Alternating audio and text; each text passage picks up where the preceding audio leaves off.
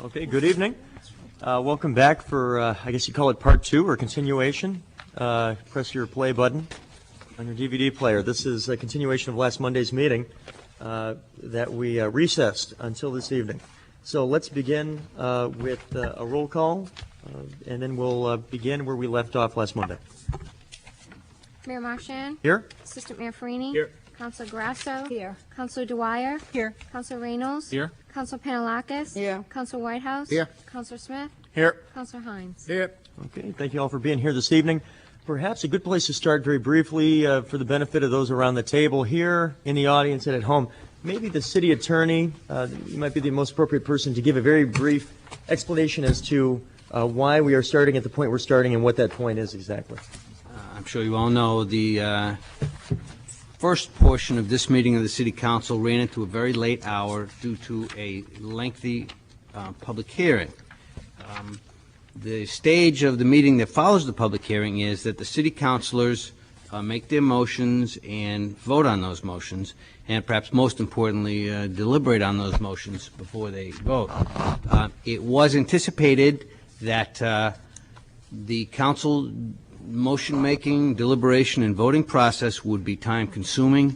It was very late at night, and in order to allow the process to work the way it's supposed to, I believe, the councilors made the determination to recess the meeting from the point where it was, it seems to me it was around 11 o'clock at night, to right now, and then pick up exactly where they had left off, as though it was just one meeting. In fact, it is one meeting. The very last thing that happened was that Councilor Hines had made a motion, and the motion was move to pass second reading of ordinance amending Chapter 10, Article 2, Section 10202, location of the zoning ordinance and zoning map, be amended by rezoning the properties located off Hanover Street and Maplewood Avenue and shown as Assessor's Map 124, Lot 12, Map 118, Lot 28, Map 125, Lot 21, from Central Business A, parens CBA, to Central Business B, parens CBB, and hold third and final reading at the August 7th, 2006 City Council meeting. Now, that motion was made and seconded, and at the time the council meeting was adjourned till now, debate was beginning on that motion. What is going to happen right now is that the debate will pick up with that motion, and then we will continue on through the remaining zoning ordinances. Okay, thank you very much. Hopefully that's pretty clear. So we're basically beginning immediately exactly at where we had left off last Monday. Mr. Mayor, yes. One other comment, and I'm sure the city attorney would confirm this for us, but for the members of the public that are here, as we proceed with our debate, we are voting this evening second reading. It will then be on the City Council meeting of the 7th, rather. Monday the 7th. Yep. For third and final reading, there will not be a public hearing at that time, though the public comment period of that meeting will exist as it always does. Is that a fair statement? All correct. Okay. So with those precursors, let us continue with that motion that the city attorney read, that Councilor Hines had proposed, that had been seconded. We're in the midst of discussion, questions, and comments, and I'll open it up at that point. Anybody that has a question or comment on this particular motion? Councilor. Well, to repeat, I think, what I said last meeting was that it was my motion that we address all four of these issues at the meeting a week ago Monday. We are now in a recessed mode, and we're coming out of that. So we are ready, I believe, to address the first of the four public hearings, which now have passed, have been heard on the issues of the zoning, the conference center. There were 3 zonings, I believe. So at this point, I think I have said at the last meeting everything that needed to be said to support my reasons for making this motion. which incidentally falls in two areas. One, for those who have followed this carefully through the whole 8 years, the most important parts probably in the last 3 years, 4 years, and then the most recent moves, are aware of all of the issues there. For those who, for whatever reason, their job, their travel out of the city, their lack of interest in political action, we have about 70% of the people in this city who elect a city council to do that for them. And I am here to work for the 70% of, or more. Maybe, I'm not sure just how long or big that group is, but I know that there are hardly anybody in this city who does not want to see their property taxes reduced. This is one of the issues that should reduce the property taxes by increasing the tax base, which makes more money available for the support of the city programs. If there's more money than we need, then obviously we reduce the taxes on the properties. That's the only issue I would raise at this point. Okay, thank you, Councillor Hines. Other questions or comments? Councillor Whitehouse.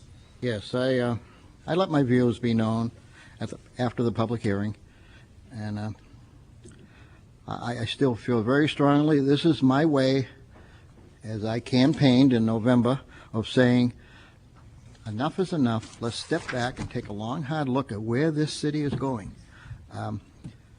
There are many people that are contacting me, stopping me on the streets, talking to me about this city.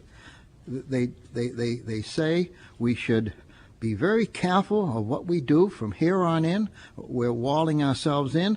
I let it be known to you with a mini report, and I brought up the issue of 100 Market Street. I brought up the issue of Harbor Gardens and the condos.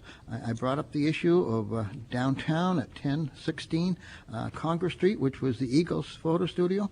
And I'm just saying, let's step back and take a long, hard look. And the extra 10 feet in height, in my opinion, is a small way of me saying I want to slow this city down a little bit.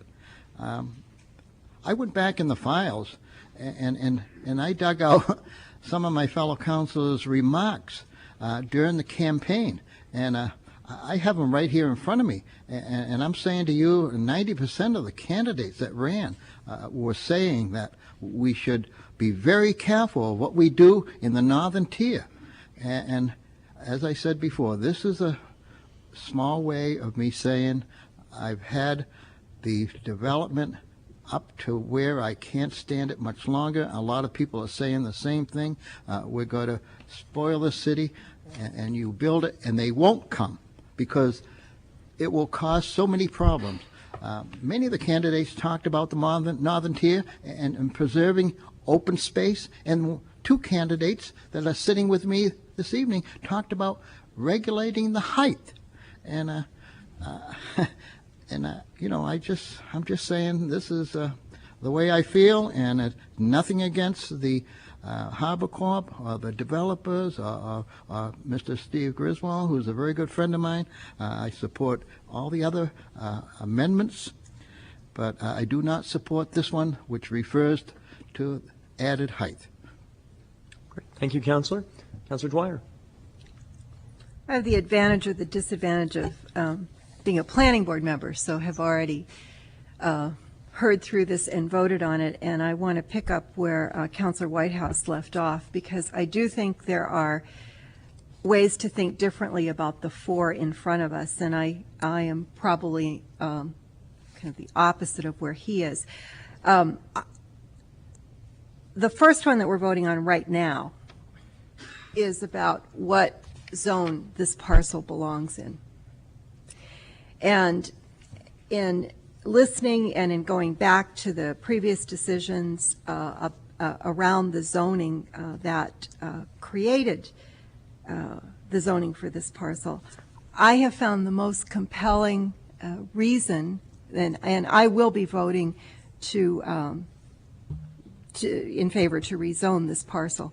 The most compelling reason was Councillor Smith last time, who was a member of the planning board at that time, talking to us about the decisions of the planning board. And I think he used the word, and he can elaborate, that this was a mistake to have not put this parcel in CBB with the natural boundary of the railroad tracks. He mentioned at that time, for people who weren't here, that there were some 2,000 zoning decisions made at that time.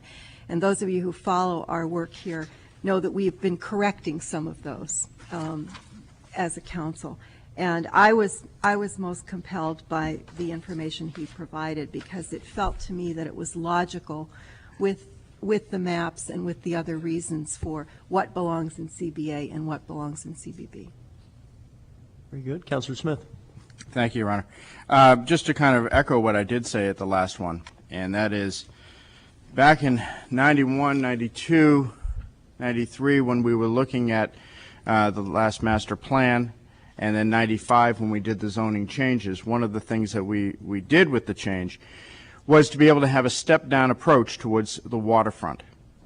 It was very clear on the planning board at that time that it was important to preserve the water views, and all parcels that touched upon adjacent to the water should be at 50 feet, while all other parcels of land should be at 60. We had numerous changes at that time, and since then, hey, we made some mistakes. One of the things we didn't have the benefit of that we do now, and that is having the global positioning, GPS, to be able to help us do our maps. The maps we did before were done on a computer. Mr. Holden hunched over a computer, tried to make changes, as well as other people in his department. This particular parcel of land wouldn't have been one that we would have wanted to change anyways, because it was under common ownership, and we wouldn't have made the change to do something that was basically a contiguous property. So with that in mind, the question that one resident had raised was, what was the intent of the planning board at that time when they rezoned it?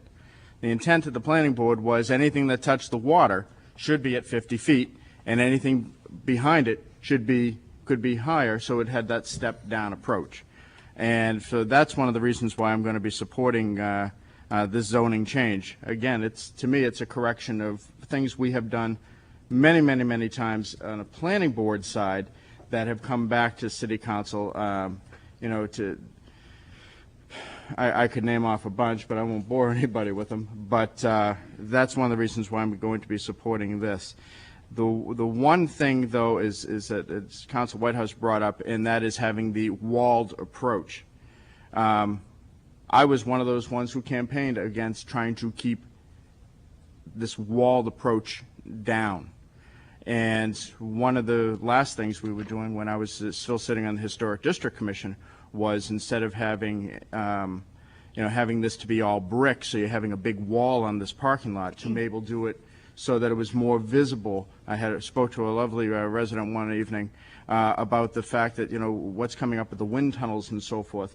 If we're making it all brick building on that garage, and you make that wall, I'm hoping that the HDC will maybe find a way of not doing it all in brick, and maybe have a way so that the wind can go through it and it won't have that big wall approach. But I know I'm digressing from the issue slightly, but that's how I'll be voting on. I will be supporting this first amendment. Okay, the Assistant Mayor, and then Councilor Penelakos. Thank you, Mr. Mayor. I, too, like Councilor Dwyer, am persuaded by the testimony of Councilor Smith and what he's offering us testimony, just as speaking to the motion. And, as I see it, it's a pork chop lot, and it fits where it fits on that side of the natural boundary. I'd like to address Harold's comments, Councilor Whitehouse. He rightly pointed out that some of us, including me, spoke about height in the northern tier, and I do want to address that head on. Like Councilor Smith, I understand the intent to be to keep it at 50 feet further out. I think that the rail line is a natural boundary. In particular, what persuades me is the zoning on the other side of Maplewood Avenue headed towards Gary's Beverages, et cetera, and that's what creates this opportunity. Where reasonable people could draw the line may vary, but I do believe there's sufficient room to further consider stepping down zoning in the northern tier, and that discussion is not this discussion. I also understand that people could reasonably disagree with that, but I do believe that there is significant land in the northern tier that approaches the water, where a step-down approach would be something I would support. I've indicated that in the past, and I would indicate it in the future. But that being said, I think that this is still in keeping and in character with the property around it, and for that reason, I'll support it. Councilor Penelakos. Yes, I usually choose my decisions on what my constituents would like to have, and I have listened to a lot of people. I've watched this project for 8 years, and I've wondered where some of these other people have been. This has been in the making, and there's been a lot of, ever since I came on the council. I feel that this is going to be very beneficial to the city. I feel that it's going to be a benefit to the other businesses within the city, and the 10 feet shouldn't make much difference to anybody. They can do it anywhere around this particular piece of land, so why can't he have it on this piece of land? And I'm not making that decision on the fact of a developer. I'm making that decision on the fact of what my constituents have said. And I listened to 17 people last time out that were for it, and 10 that were against it, and 3 of that 10 that were against it were attorneys. I've only had one phone call saying that they didn't want it, and I work on the weekends in a restaurant, and anybody that's got a complaint about the city of Portsmouth, they certainly look me up and tell me about it. And I will be voting for this. Yeah, thank you, Councilor. Let me go to Councilor Grasso and then Councilor Whitehouse. Thank you, Your Honor. I will be supporting the change because I think it's the proper zoning for this area.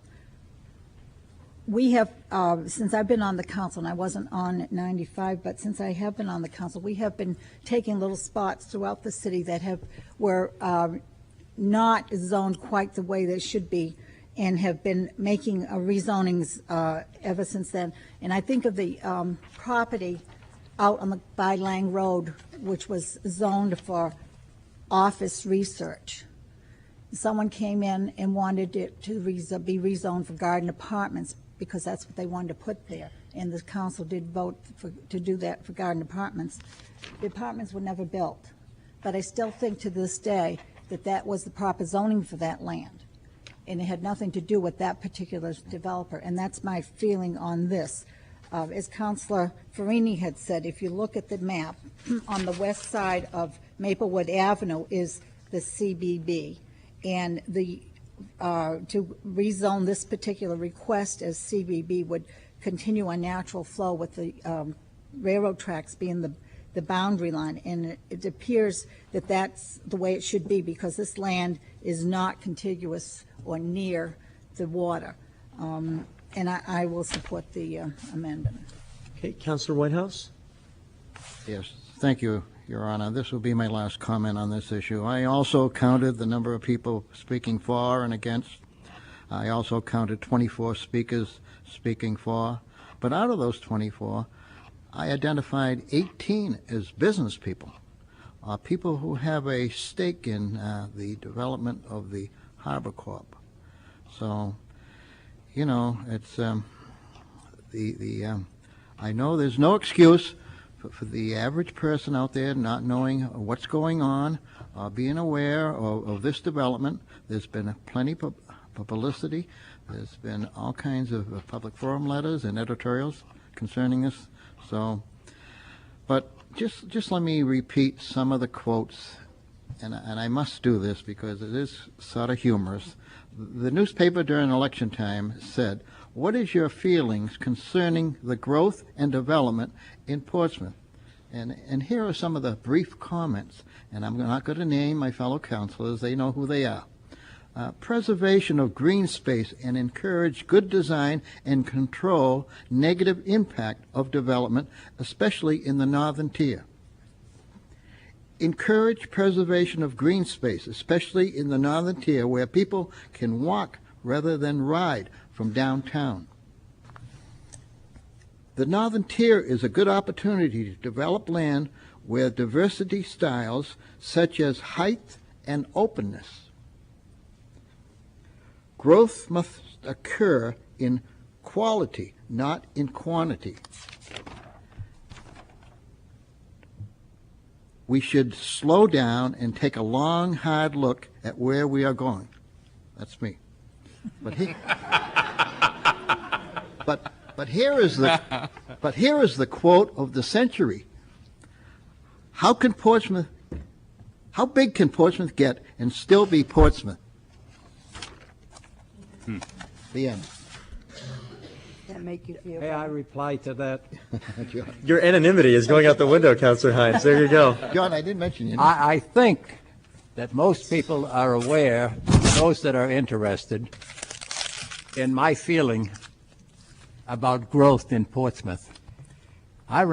This is my 9th term, I'll serve 18 years, and I ran on that slogan because I truly believed that we had a beautiful little city and wanted to keep it that way. However, I also found out that you cannot win over success. Success in growth, success in the improvement of conditions for the people of this city. All of those things were requirements for people who made this city what it was and wanted to stay here and enjoy it.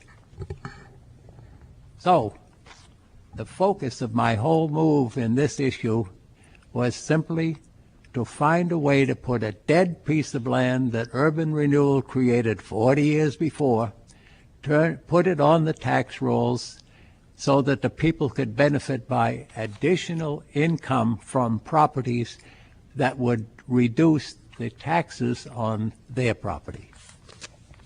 Having said all of that, I see nothing more except that the public is divided by a very small margin of people who have special interests in not seeing things happen in this city, and they have every right to have that special interest. But for the people whom I serve, the majority of the taxpayers in this city, I feel that I was doing the right thing for them, over and above the fact that I'm not a supporter of growth, but I am a supporter of the taxpayers in this city. Okay, thank you, Councilor Reynolds. Thank you, Mr. Mayor. For several of the reasons that my fellow councilors have already cited, I will be supporting this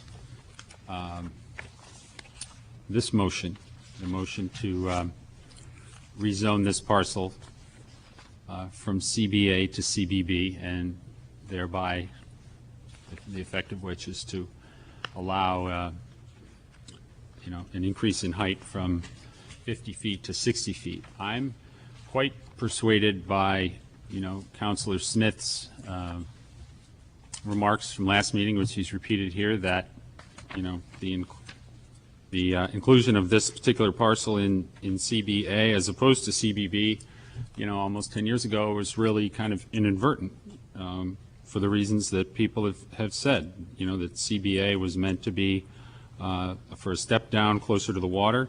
This parcel is not on the water. It's between a couple of in-town streets and a railroad corridor. But sort of stepping back to look at the bigger picture, it's kind of funny that this ordinance change is the one that we're considering first because of all the four, because it seems as though from everything we heard, this is the one that generated the most concern in the community, and this is the one, the issue of height of buildings in the downtown just sort of the touchstone issue for many people, how big Portsmouth will get and how much growth overall. All four of these zoning ordinances that we're talking about tonight are all essentially about enabling the city, all of us, the community of Portsmouth, to realize a goal, it seems to me, that has been public and widely discussed for many years, which was to get a conference center and a new parking garage downtown to meet needs that we have and to facilitate, the continued economic success of our city and ease the burden on taxpayers. So I just don't see the 10 feet in height on this particular parcel as really all that significant in light of the bigger picture and in light of the fact that it's about realizing a much bigger goal for the community. So I'll be supporting this ordinance. Okay, I think pretty much everybody's had a crack about the apple. Your Honor? Yep, I would feel compelled also. I'll be very brief. Let me hand that over. You just don't want the gavel tonight. Basically, I think there are at least three good reasons why I can support this with confidence. One, it's been repeated many times, I won't elaborate, is Councilor Smith's firsthand on-the-ground knowledge from being there is compelling. The second is I think that when people are concerned about the height, it's a legitimate concern often. I think it's associated with not wanting to wall off one side of that part of the city from the other side. That's not an illegitimate concern. But there are multiple ways to skin the cat. And I believe that there can, and I have confidence there will be, architectural innovations as well that will allow the same sense of openness between sides of the development to achieve the same goal. And I think there are multiple ways to achieve that goal. And the third is, and this is probably where my not having a career or many years knowledge, unlike some of my peers here in land use, may be an advantage. If one takes a look at the current zoning map and the proposed zoning map, as somebody who does not stand in the middle of that forest very often, it seems quite logical that you would take that piece. When you look at one side of Maplewood and the other side of Maplewood and you go right down Deer Street, and if you said to somebody who had never seen the map before, just intuitively, how come everything else is brown except for that? I'm keeping it at its basest, most simple level. You'd go, I'm not really sure. And that's sort of related to the first point I made about what Councilor Smith said. I think that with benefit of hindsight, you try to clear up certain errors that were made, unintentional as I'm sure they were, and I think they would say the same thing in a more sophisticated fashion. So those, I think, are three of others have given compelling reasons as well, but that's the reason I have confidence that voting this up for me is the correct vote. Thank you, Mr. Mayor. And with that, let's call the question. Roll call, please. Assistant Mayor Farini, Yes. Councilor Grasso, Yes. Councilor Dwyer, Yes. Councilor Reynolds, Yes. Councilor Panalakis, Yes. Councilor Whitehouse, No. Councilor Smith, Yes. Councilor Hines, Yes. Mayor Marchand. Yes. It passes 8-1. Okay.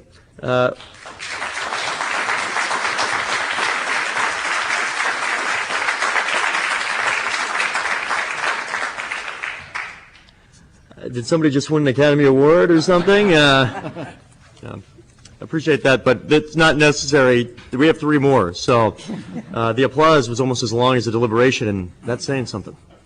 The second is a second reading of an ordinance amending Chapter 10, Article 12, Section 10-1201, off-street parking, to allow off-street parking facilities to be located on lots other than the same lot as the principal use, where the applicant and the city agree on the terms and conditions under which a municipally owned covered parking facility shall be constructed as part of the overall development project.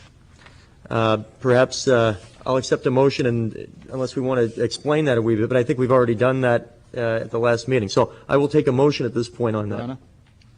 Councilor Grasso. Well, I move what you just said and would like to add that the the third and final reading would be at our August 7th City Council meeting. Second.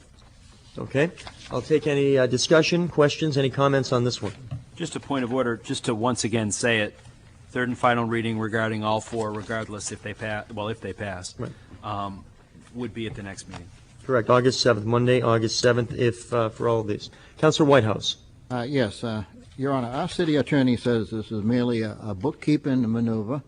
It's, I have to And, beg your pardon, Your Honor. and I never said that. somebody said that. Well, the Somebody somebody referred- part is not irrelevant to the, yeah. Housekeeping, okay. Housekeeping, I'm sorry. A lot of And I'd like to have that, Never- I'd like to have that explained to me. I never used the word bookkeeping, housekeeping, or maneuver, so I can't explain it. Okay, Okay. maybe our city manager can. Well, what I'd like to do is I'd like to have Dave Holden come up to the podium and explain the reasons that this is before you this evening. This was voted favorably by the planning board in your report back. Honorable Mayor, members of the council, this section addresses something that wasn't contemplated when the original ordinance was drafted, that being that there would be a public-private partnership that involved the city in terms of the parking. The original intent of the ordinance was that the city would be protected by keeping properties in the same ownership when they were devoted to parking facilities. In this case, that same benefit should be allowed to be, or in the opinion of the board, should be extended to the applicant in the case of where there's a public-private partnership to facilitate the goals of the city. Thank you, David. Okay, Councilor Reynolds. Your Honor, perhaps Mr. Holden might stay around to answer another question, or just, is it not true, that, however, that the change to the ordinance that we're making tonight, allowing the parking to be provided on a different lot in cases of a where there's a public-private partnership for the garage, there's another paragraph of that change, and there's another provision of the change that would also allow parking to be provided on a different lot as long as the lots are in common ownership. Is that also a The intent of this situation that ordinance wasn't is to contemplated address the idea of when you have a public-private partnership, so that it is covered by the ordinance. Mm-hmm. I guess I'm referring to paragraph B in the Doesn't pertain to. proposed ordinance. That's under this one. Is that already existing? The part where it says where the Board of Adjustment authorizes special exception for provision of required parking on another lot, that's already there? Yes. Okay. Okay, very good. Councilor Smith. Thank you, Your Honor. Maybe to help Councilor Reynolds on it, one of the things with the zoning ordinance for the city, it's a permissive ordinance. In other words, if we don't specifically say you can do that, the answer is no. So that's why this change would have to go through to allow for the creation of public-private benefits.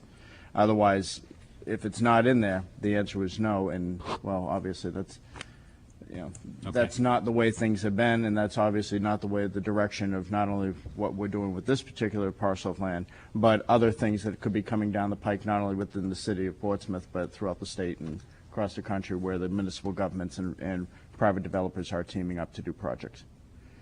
Okay. But if, may I continue, please? Please. I think this is a good time to interject something, and that was brought up at not only the last public hearing, but at phone calls that I have received, and that is what happens if the parking garage is built and they don't build the hotel?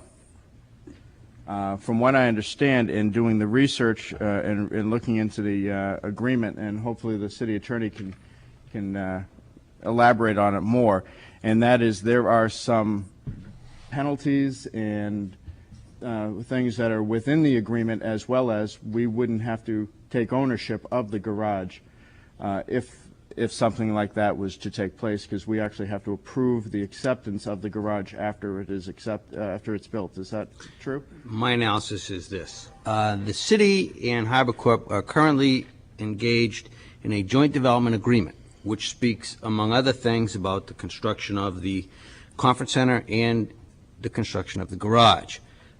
If the garage and the conference center are built, then the joint development agreement obligates the city to enter further agreements with Harbor Corp, under which Harbor Corp will be provided with the right to park cars in the garage at certain cost. In the event that the garage gets built and the conference center is not built, then all city obligations towards Harbor Corp are extinguished. However, we will still have a right to buy that garage at a maximum cost of $15 million, regardless of how much the garage actually costs to build.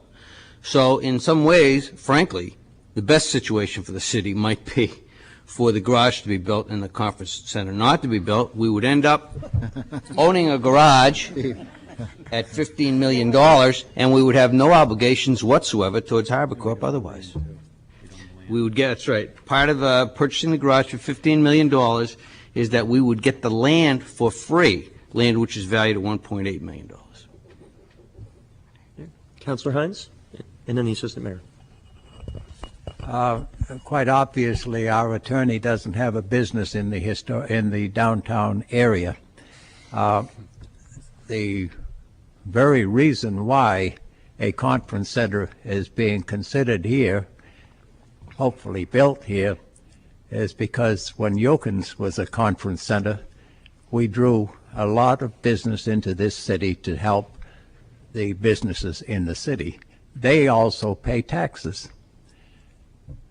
So this issue here is simply a conference center to attract conferences for the city. They do not come here and use our school system. Perhaps they've used very little of our city services, staying at a hotel, if that's where they do. So we're looking at two issues. One, the need for parking if it were built, and they are linked together. One will not happen without the other. So the second part of that is that we, as a bonding person, because we probably can bond at a lower rate than a business, will provide the bond, providing that we have an agreement by the hotel system to rent enough units to pay the cost of the bond over 20 years. Now that garage is being built on what is currently hotel property, I believe.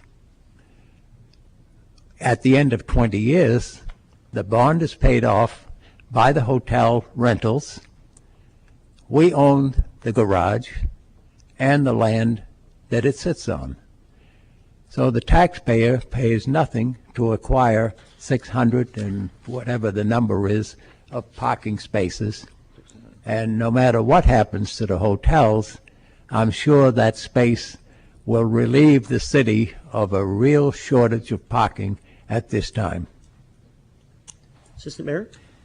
Thank you, Mr. Mayor. This is, I think, a question for the city attorney. Because the eventuality of Councilor Smith raises a question that I have received also, and it needs to be reiterated. What happens if they don't build it? Meaning the hotel, and that was well answered, I think. What happens if miraculously this all gets built and 8 years into it, prior to the payoff occurring, Harbor Corp sells its interests? Presumably there's an assignability, and the same agreement continues as if it were the owner previous. That's correct. Thank you. Other questions or comments? Otherwise, we'll move the question. Roll call, please. Okay.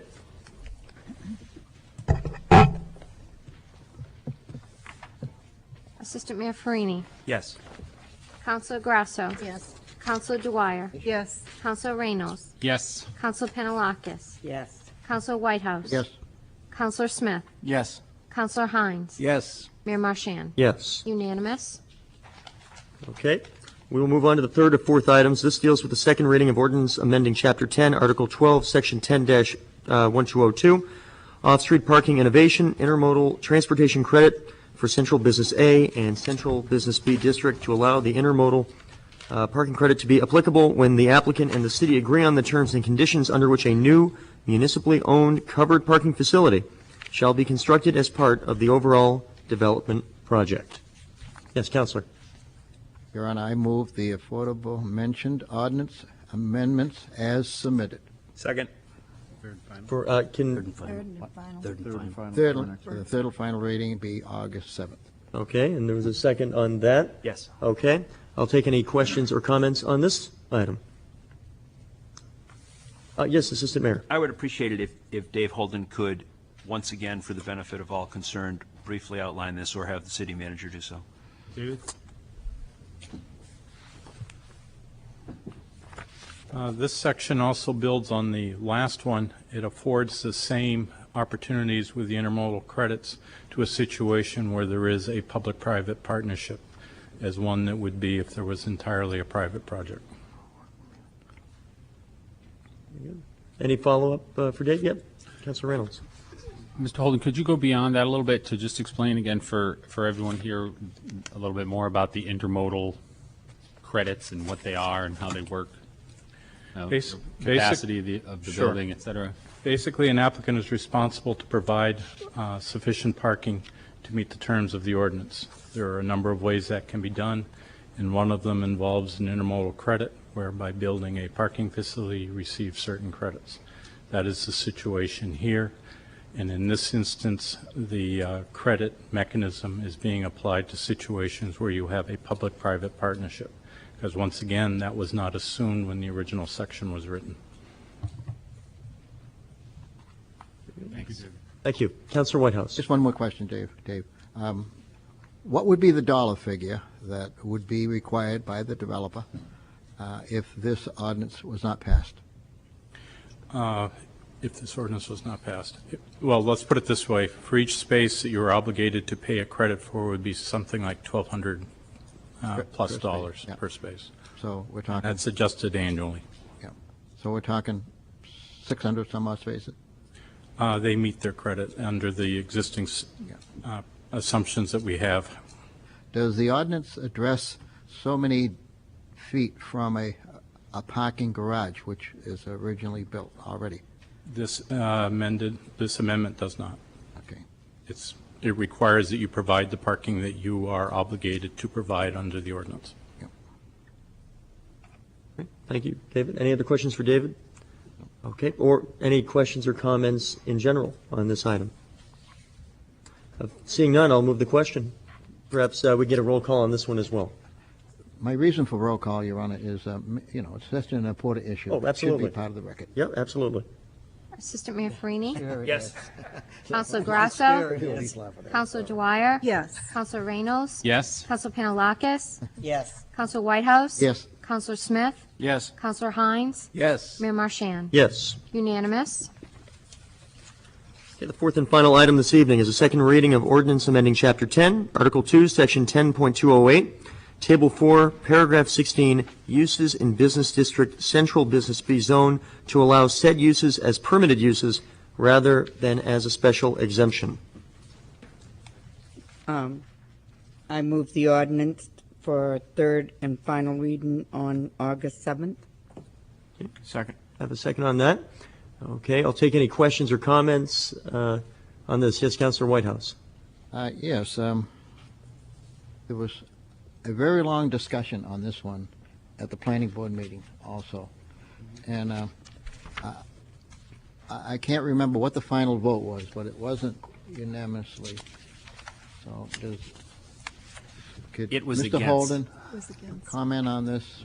Certainly, if, David, you want to come up and speak to the issue, please? 11 to 2, was it? Yeah, or 7 to 2, yeah.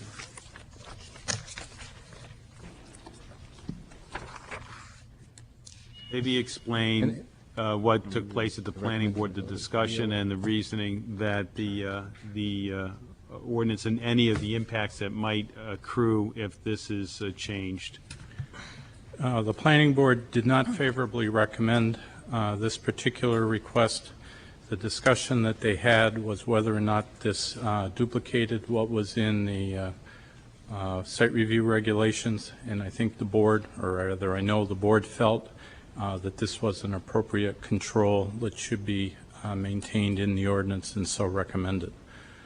The issue that it sort of comes down to is what is the purpose of a special exception and what is the purpose of your site review regulations. My suggestion would be is that you view this as an attempt or a request that a hotel motel be viewed as a matter of right rather than by special exception. And that is the fundamental issue that the board differed on. One question, Your Honor. Okay. Dave, this is also would have to go to the Board of Adjustment? Also, site review, both? Yes, it would have to go for site review. If this amendment is passed as proposed, it would not go to the Board of Adjustment.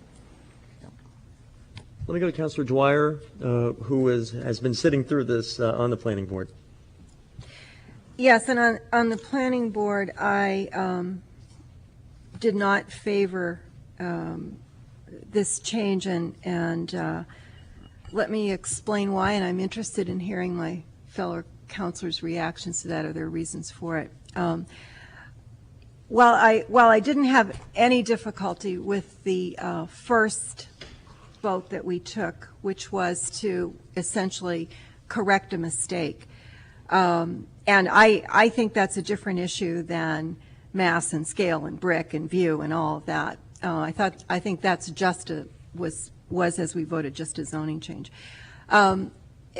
In this case, by changing it to a matter of right in the district, that we could have hotels and motels with attached whatever that would exceed 500 persons, it seems to me we're doing something then qualitatively different than by correcting a zoning mistake. And the concerns that I have heard constituents express about scale and mass, which I take as, yes, related to height, but going well beyond height. Scale, mass, traffic, pressure in the downtown. My vote on the planning board, which I'm inclined to have the same vote tonight, is that the concerns that have been expressed by constituents around changing the character of downtown have much more to do with this change than they do with the other changes. And that if by a matter of right we allowed a number of spaces to have more than 500 persons without going through a board of adjustment, then I think we might really be changing the character of the downtown. And while you know, the easy thing to say is, well, there are no places right now that are other conference centers. That's true, but as we know, we've got a dynamic downtown. Changes of use have happened in front of our eyes. Many of them, I think, for the positive, but I think by then changing the entire district to giving blanket permission is the qualitative change, not the first change that we made. Thank you very much. Councilor Hines. The issue of whether that particular need would be referred to the Board of Adjustment or handled by the City Council is reasonably easy to understand if you know that the City Council makes the ordinances. When an ordinance does not serve a particular small part of the city's businesses, they could then go to the Board of Adjustment and have the ordinance that the city has already made or will make and make a change in it. There's no need for the City Council to ask for a change in the ordinance that they are already creating or have created. So I would oppose sending it to the Board of Adjustment. There's no service to the public for public good. The Assistant Mayor. Another question for Dave Holden. I think it would help me to review and help our, my fellow counselors and everyone present. If you would review by which criteria a special exception would be reviewed by the ZBA and what that would entail, because there may be some confusion out there as to the difference between a variance, a special exception, et cetera. And I think it's always helpful to make sure everyone hears what we're talking about. Okay, a special exception under the zoning ordinance is actually a permitted use. It is permitted upon the Board of Adjustment making certain findings that would allow that use to be established in that particular district. In particular, those terms address the adequacy of municipal facilities such as water, sewer. It also addresses traffic. It addresses those issues actually which are pretty much incorporated into the city's site review regulations, which is a regulation that the council has authorized the planning board to administer. I wouldn't say it's an overlap, but the same issues are addressed. Also, if I might, I don't mean to Yes, stop certainly. you. You went from, for everybody, you went from ZBA to planning board. correct, Site review regulations are for the planning board's determination. correct, Special exception is a determination by the ZBA and would be done probably in this case by them in the first instance correct, before site review would then correct. go forward. So it's very I'm sorry early to on. interrupt you, but I, No, it's very early on in the process. In the planning board and this technical advisory committee would be looking at those same issues, such as water, sewer, the adequacy of the infrastructure, traffic in particular, and they'd also be looking at how the whole facility comes together. If I could address as planning director, and not so much from the planning board perspective, I think it's important too to note that the way this ordinance is drafted is that many other uses which this council is familiar with and may have had issues with over the years remains regulated by size. In a way, this ordinance is limited just to hotels and motels with public places of assembly that are 500 and more. Other uses are still regulated, so this is a very narrowly defined use. Also, I think in the downtown, it would be very difficult to assemble another large parcel that would be adequately sized to do this. If someone did do it, the parking would again become a major issue, and I think this council can see how parking becomes a concern. Lacking the public-private benefit, then the private entity is fully responsible for all that parking. Other things I think we've heard from the city's economic consultant, this is a very narrowly defined economic niche that we're looking at. It isn't one that would generate, in my mind at least, much competition. And so I think, am I being asked to stop or continue? no, keep going until you're done, and then I'll ask you my question. He's just really You could excited. probably about go on this. for a while. I'm getting confused by your football signals, or is it hockey? He just assessed you a 5-yard penalty for holding. Clipping penalty, yeah. Those economic hurdles, I think you've also seen through the trials that you went through in putting together your partnership. The CBD itself is very limited in area, 16 to 20 acres. Most of that is in Central Business B, but only few parcels are actually open, and those are subject to a good deal of review, and especially historic controls. If it was economically feasible to do one, then perhaps that is a good thing, but I think the economic feasibility and the parking are constraints on having similar facilities. In addition, we've not had requests under this section, and this is largely what the urban renewal parcels were created for, to create the economic benefit. My question for you, having been previously recognized and holding on to that dearly, is if someone assembled a parcel, because that's and they came for a special exception, or rather this were allowed as a matter of right, and let's assume that it's a 500-person non-hotel overnight facility, but a convention or conference type facility. There's also going to be employee parking and so forth and so on. So say it's 700 people that this might entail. Roughly, what could that translate into from an unmet parking need perspective, and what kind of economic issues does that generate for the potential developer? I'll defer to the city's consultant on the economic benefits, but in terms of the parking, just as in this case, they would have to provide for sufficient parking that the ordinance would require, and that could be pretty significant in this And or case. pay the impact fee. Or pay the impact fee. I'd like to ask a quick question while we got you up there. A moment ago, you'd mentioned the narrow nature of this, dealing with hotels and motels.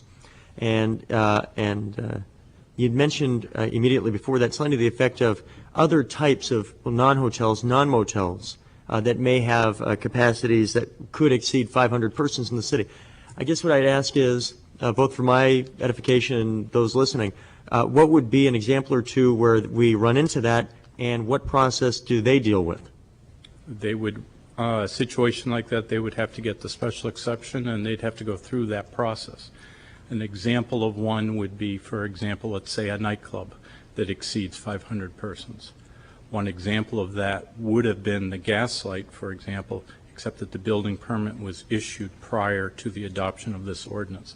That's about the only other one I'm aware of in the last 10 years. But that use remains regulated. So would a bar, so would a tavern, and other such uses as that. That's why this is narrow. It's a hotel motel that has a place of public assembly. So the city is still afforded a great deal of protection. Thank you. Councilor Reynolds. Thank you, Mr. Mayor. To continue on that point, just because I think it's very important. It's fundamental to our decision with regard to this, whether to make this change to the ordinance. What we're talking about is a change to an ordinance that would affect, that would apply to only hotels and motels located within Central Business B. Correct. Where accessory uses, which are exclusive of, whether it's in addition to the hotel motel occupancy, are above 500. Correct. So essentially another conference center. Correct. And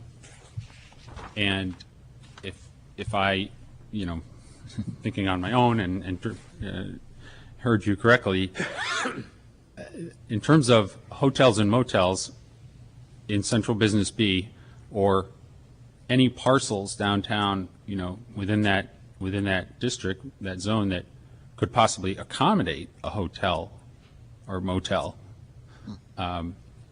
which could conceivably also accommodate a conference center above 500 people, it doesn't seem to me that there are any other possibilities besides the one we're talking about, the lot that's going to accommodate the proposed Sheraton, Westin. Am I right? Never say never, but a lot of them do not come to mind. I can think of only very few. And also, given the fact that this facility would be 1,000 or more, that tends to, in my mind, drive the economic element very hard. The Hilton Garden Inn, for example, does not rise to this. Even the Hilton Garden Inn? It does not rise to the 500 or more. No. Right. Let me go to Councilor Panalakos, and then we'll go to the Assistant Mayor after that.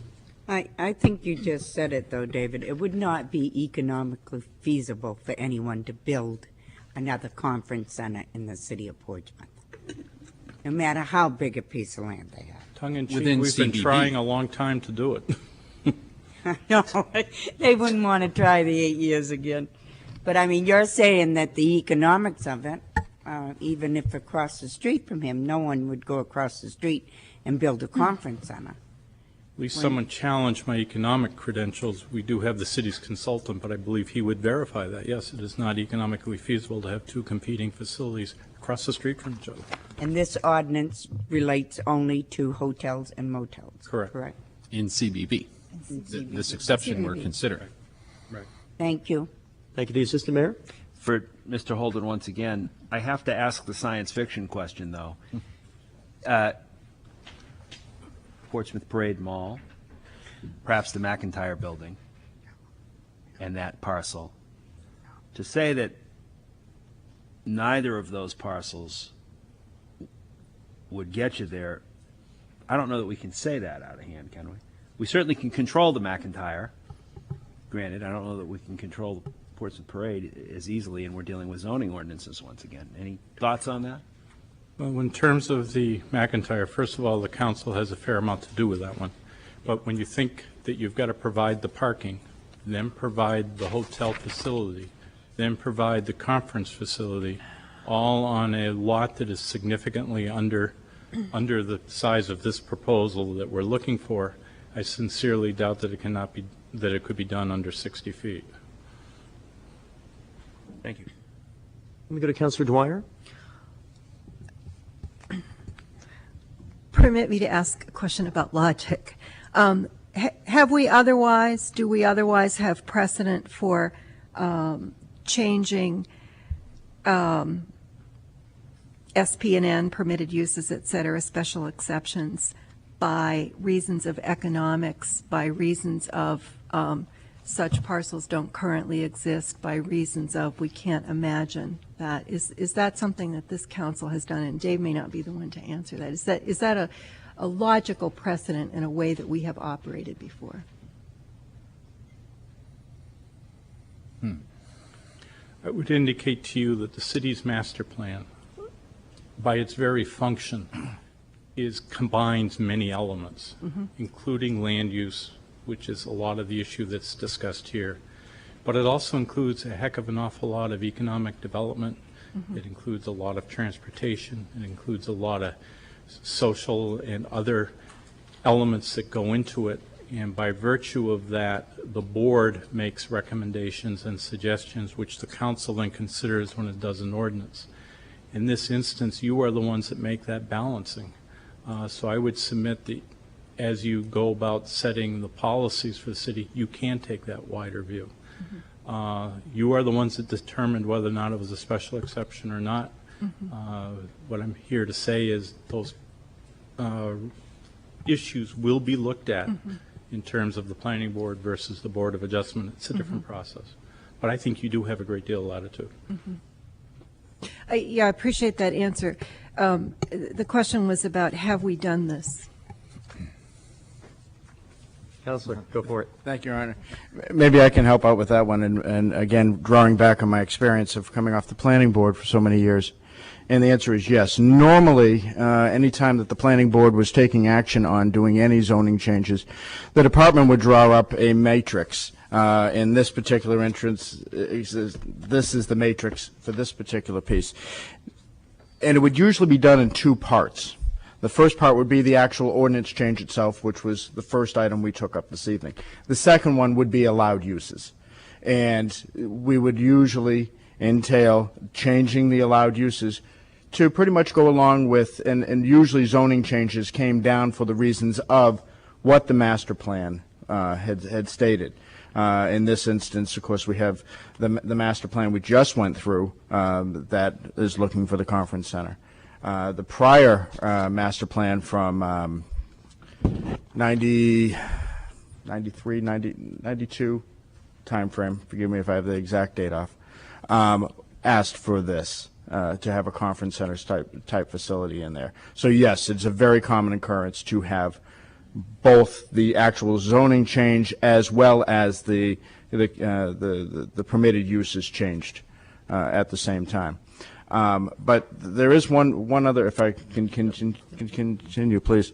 I wanted to ask, if I could, the deputy fire chief, since he's sitting out there, about what happens when, because not only are we putting a constraint on how many people get into it, but then he has certain rules and regulations on how many people can actually fit into a location due to size and so forth. And maybe he can kind of go over what some of his criteria is when he actually looks at a capacity of a room. Maybe that might help as well. Good evening, Mayor and City Council members. Basically, the city follows the life safety code, and those codes are specific based on occupancy and load, and those vary. So for your specific question, are you looking for that 1,000 people or 500 people? Or If you were going to have a room that was to hold 1,000 people, what would you be looking at in a structure? And again, if we're looking at the model in front of us, if that could hold it, whereas if you take the parcel of land, and not to pick on the Parade Mall parcel, but if they were to build a similar structure, would they be able to do that on that size piece of land without getting, I think it's beyond the scope of tonight for me to come up with that answer, because it's based on occupancy, size. You have to take in consideration exits, fire protection systems, and how they break up the building. So when they submit their plan, part of the TAC process is to figure out size of exits, aisles, how they're going to design the inside, and where they're going to put people, tables, are they going to have a stage? So it would be on the scope tonight to say this building could house 1,000 people, this could not house 1,000, or you could have a gathering of 1,000 in this one and not in this one, because it could be multiple stories, it could be there's a lot of things that go in there, but we follow the life safety code, and there are specific calculations that have to be considered when you do that. Thank you. No, that answers my question well, because, again, that brings up to the point that this particular development, even by making these zoning changes, still has the process to go through. It still has to go before Technical Advisory Committee, just as we just heard, that you still have to get through that process to make sure that they're building it to all the technical standards. It still has to get through site review of the planning board to make sure that it meets all the criteria of our of the site review process, which is taking into consideration the infrastructure of the city and so forth. It still has to go through historic district approval for the exact what this will look like thing. As I mentioned earlier, if there was a way of masking down that building at some point, maybe that could happen. So there's still a lot of process to get through. The reason why I'm going to be supporting the zoning change really comes down to one thing in my mind, and that is, if this stays special exception, one thing, it will have to go through the zoning board, the Board of Adjustment. They'll probably make it through. But then that particular vote will then go before, that can be appealed to the courts. Maybe the city attorney can go into more depth on exactly how that process happens. The decision at that point is taken out of our hands. A judge somewhere else is making a decision on what happens in our city. I'm certainly not one who's comfortable with that. I was elected to sit here on city council to make the decisions on what I felt was the best for the city of Portsmouth. And I have an opportunity here to do just that. The city of Portsmouth it's looking at a conference center has been something we have looked at for years. My entire term on the planning board, I have always heard talk of, and when this was coming down the road. The city itself has been working on this particular project for 8 years. To having somebody else make our decision, I just think would be sending the wrong message, especially since we have already gone forward with the other zoning changes. This particular one is almost hand in hand. If you support the conference center, this should be supported. If you don't support the conference center, well, then we shouldn't have had that first vote that we began with. But maybe the city attorney can go into more depth of how the appeals process goes. Well, let me begin by saying that all of the decisions being made in connection with the Harbor Corp project are being made in the most litigious environment that I have ever experienced or frankly could ever imagine. So I think it is legitimate to consider that in making decisions. every decision that gets made in connection with this project, whether it be made by the City Council, by the Zoning Board, or by the Planning Board, is capable of being appealed to Superior Court and ultimately to the Supreme Court. What differs is the standard that gets applied.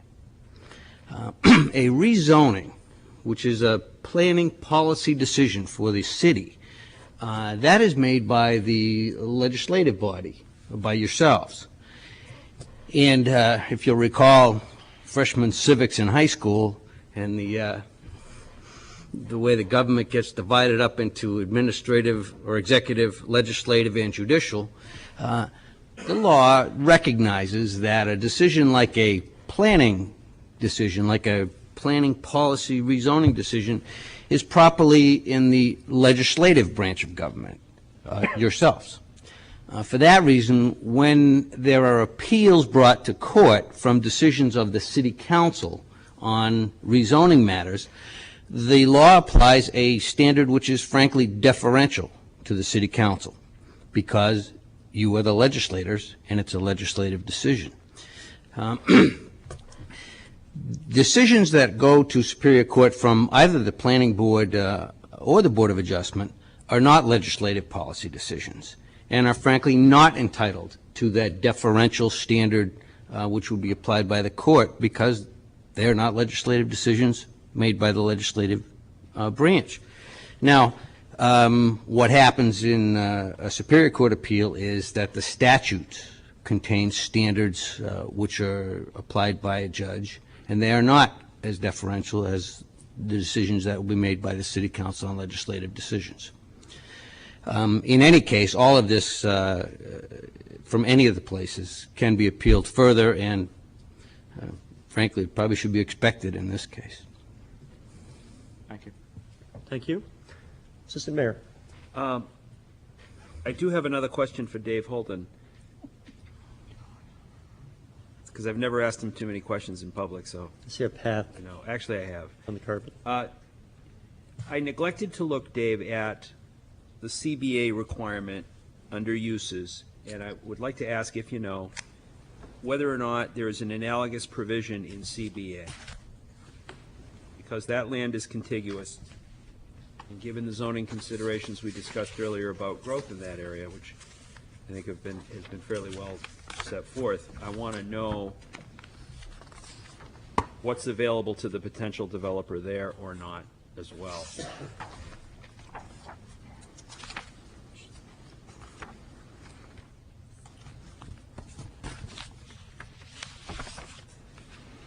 Okay, in the CBA, if this ordinance were to pass, that restriction would continue to apply. It would continue to. Correct.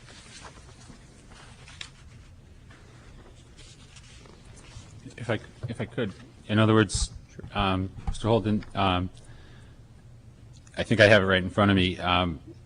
In CBA, the use that we're talking about here, hotel and motel, including accessory use, and accessory uses, which include a conference center of more than 500 persons, would only be allowed by special exception. Correct. What we're contemplating here tonight is making a change to Central Business B, which would make this use, the conference center use, permitted by matter of right in Central Business B. Correct. Councilor Dwyer? Can I just make a comment? We've been talking about it as a conference center, and Dave used the term, which I think is more appropriate, public assembly. So public assembly could be a theater. It could be a nightclub, as someone mentioned. It could be any other kinds of uses, and I think that's important because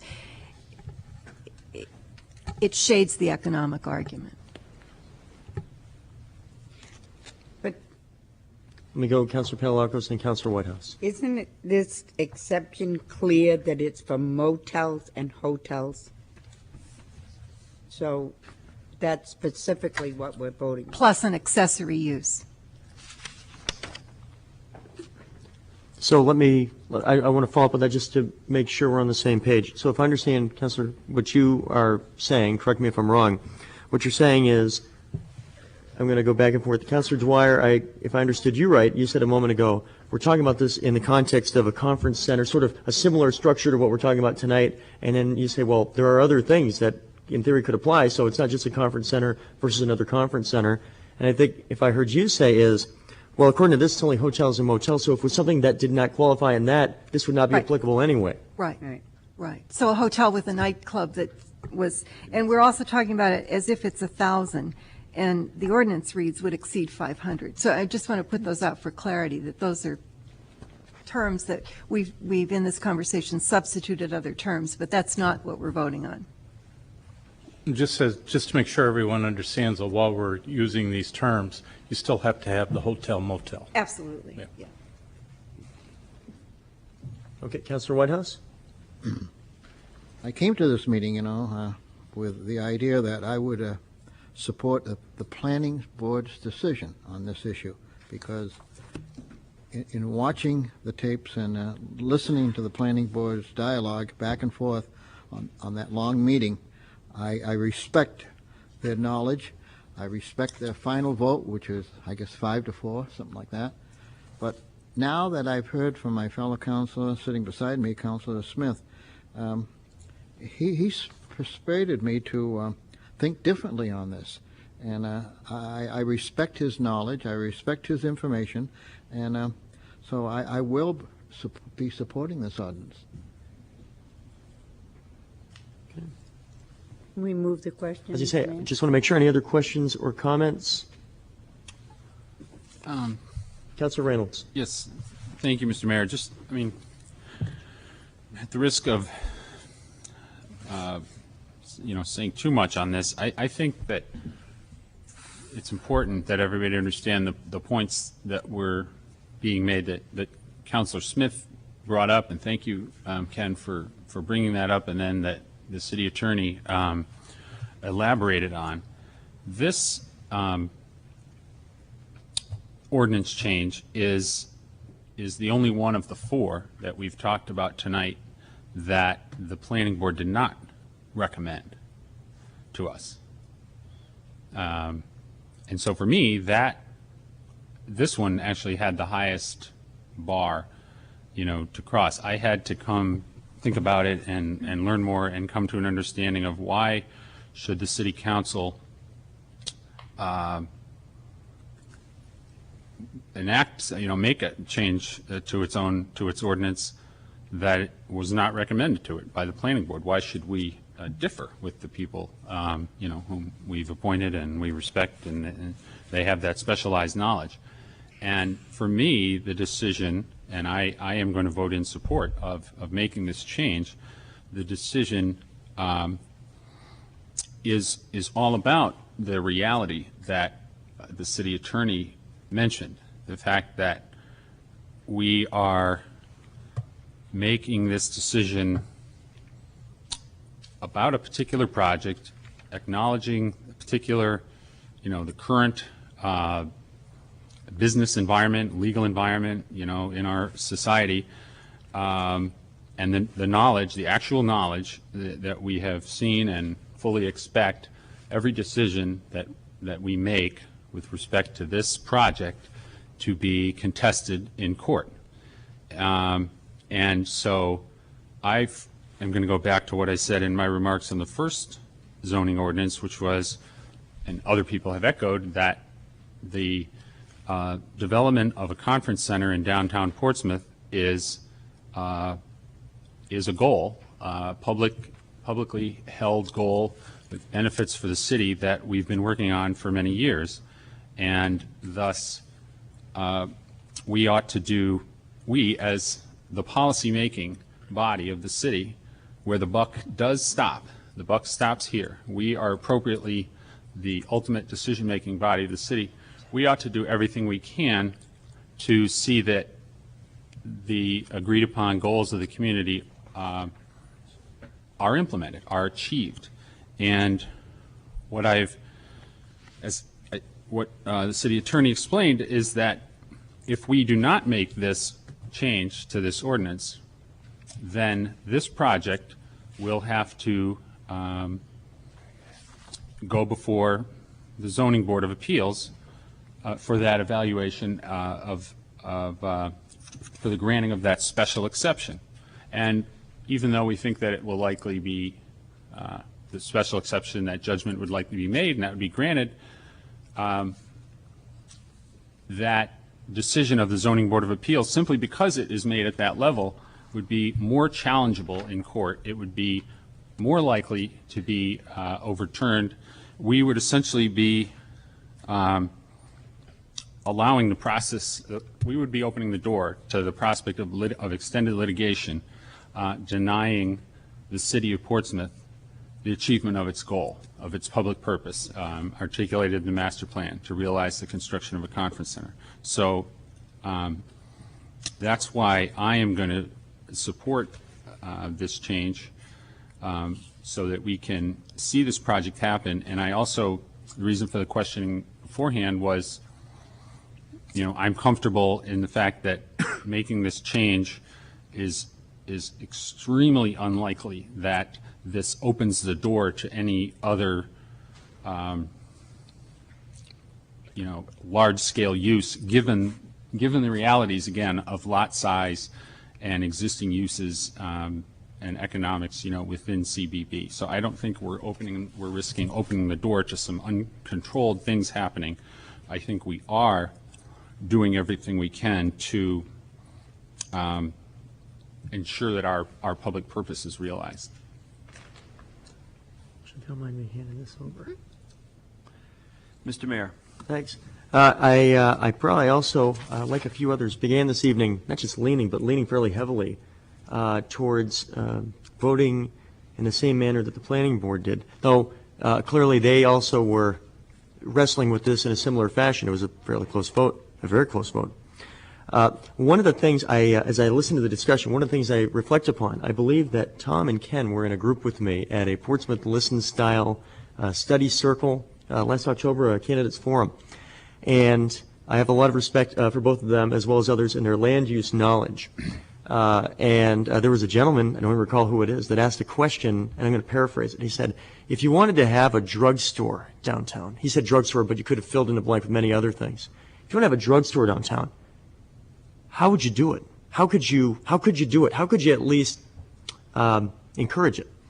And there was kind of a pause, and the two gentlemen who were with me, who are wise, very wise on these things, and I hope I'm not paraphrasing incorrectly, sort of everybody said at the same time, including the participants around the circle, said, well, it kind of comes back down to your land use ordinances and what you want.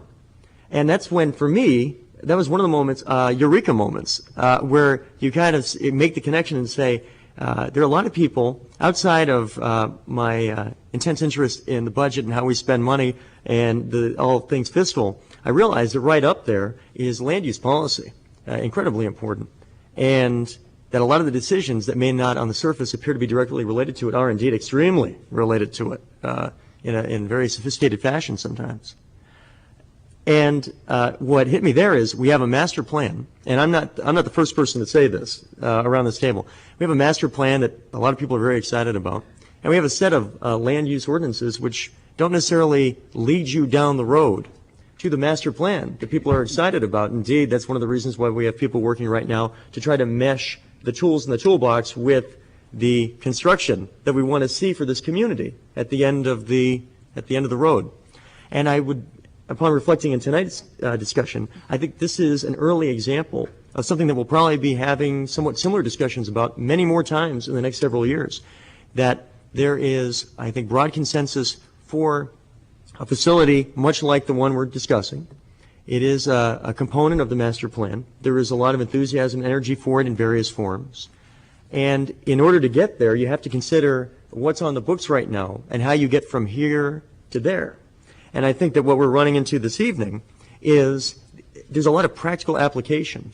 And at the risk of sounding highly practical, almost overly practical, in an effort to try to match up what that master plan says with what our current ordinances imply or flat out say, there are going to be, I think, increasing moments like this, another eureka moment where you go, geez, if you want that master plan to happen, and that is the will of the people, at least we have to interpret it as such, then we need to do things that within reason work us towards the end of the road. I think this is one such example. So I think there's an excellent argument on both sides of it. I don't think anybody's necessarily wrong in their logic, but at least for me, that's the logic I think I'm coming to, and I suspect we're going to have a lot more discussions like this in the next several years for many of the same reasons. Thank you, Mr. Mayor. Councilor Dwyer.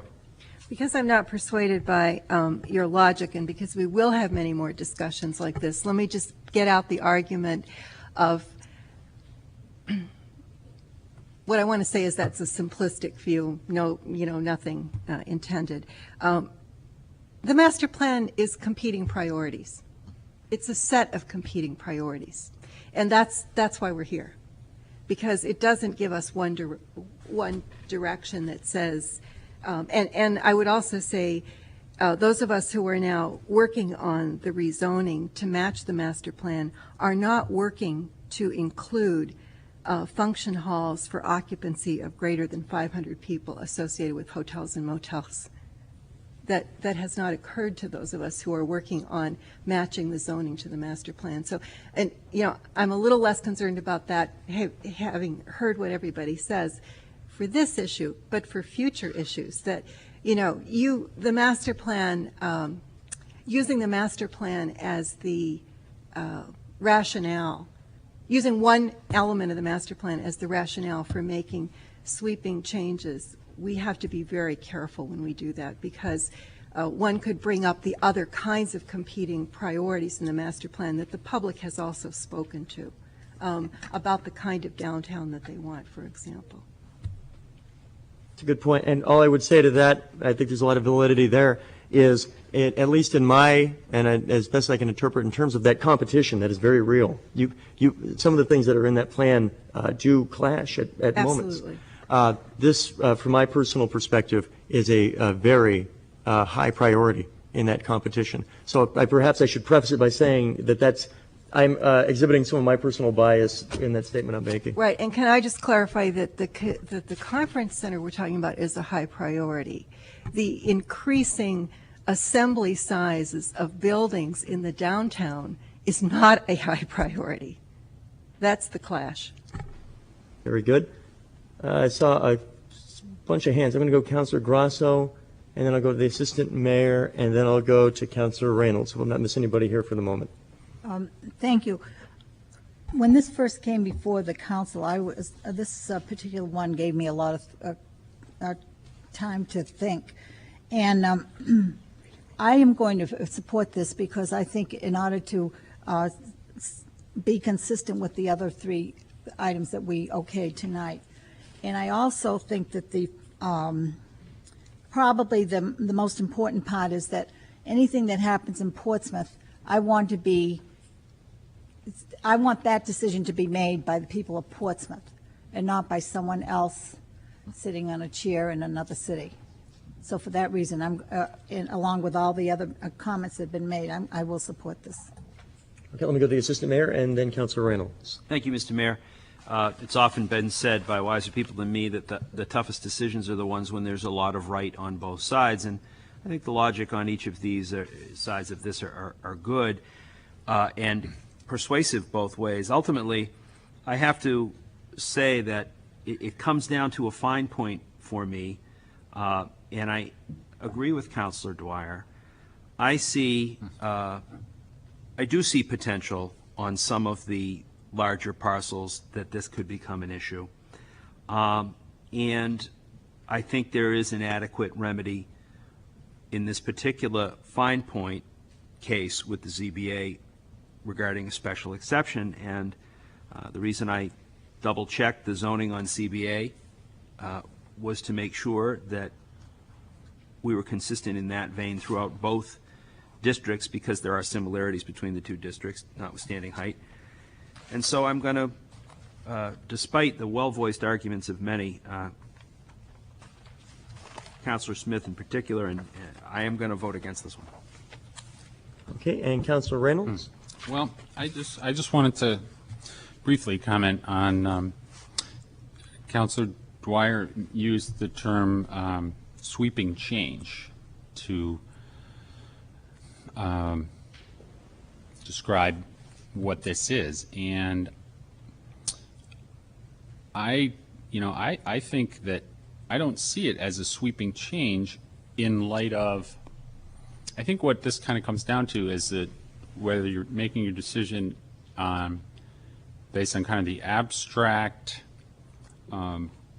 principle involved or the practical application of it, given what we know about, the district we're talking about, CBB, the lots and the uses downtown that currently exist and foreseeably exist.